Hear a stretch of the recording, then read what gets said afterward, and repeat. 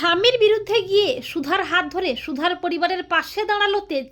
হ্যাঁ বন্ধুরা, আমরা এমনটাই দেখতে পাবো শুভ বিবাহ ধারাবাহিকের আগামী পর্বগুলোতে। তেজ ও সুধার মধ্যে কিছুটা ভুল বোঝাবুঝির সৃষ্টি হয়।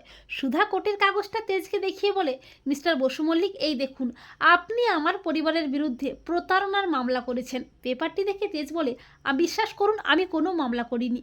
তখন সুধা বলে, মিস্টার বসু মল্লিক, তাহলে কি এই সাইনটাও মিথ্যে? তখন তেজ সুধাকে বলে, সুধা, বিশ্বাস করুন, এই সাইনটা আমি করিনি। এরপর প্রেসের লোক সুধাকে চেপে ধরে। আর ঠিক তখনই তরিতার কথায় ঠাম্মি হাজির হয় আচার্যি বাড়িতে। সুধা প্রেসের সামনে বলে, এসব খবর মিথ্যে। বসু মল্লিক পরিবারের মানুষেরা সত্যিই খুবই ভালো মানুষ, ওনারা আমাকে তাড়িয়ে দেননি। আর আমি মিস্টার বসু মল্লিকের মতো স্বামী পেয়ে নিজেকে সৌভাগ্যবতী মনে করি।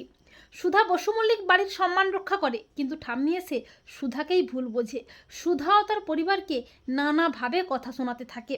তখন তেজ ঠাম্মির বিরুদ্ধে গিয়ে সুধার পাশে দাঁড়িয়ে ঠাম্মিকে বলে, সুধা সব সময় আমাদের বসু মল্লিক বাড়ির সম্মান রক্ষা করেছেন, তাই এবারে আমি ওনার পাশে থেকে ওনার পরিবারের সম্মান রক্ষা করব। তেজ বলে, ঠাম্মি, এই কেসটা যদি লড়তেই হয় তবে বসু মল্লিক বাড়ির হয়ে লড়বো না, আচার্যি বাড়ির হয়েই লড়বো। আর তেজকে এইভাবে সুধা ও তার পরিবারের পাশে দাঁড়াতে দেখে ঠাম্মি ও তরিতার থোঁতা মুখটা একেবারে ভোঁতা হয়ে যায়। তো বন্ধুরা, তোমরা এটাই চাও তো যে তেজ যেন ঠাম্মির অন্যায় কাজের বিরুদ্ধে গিয়ে সুধা ও তার পরিবারের পাশে দাঁড়ায়? কমেন্ট করে জানিয়ে দাও তোমাদের মতামতটি।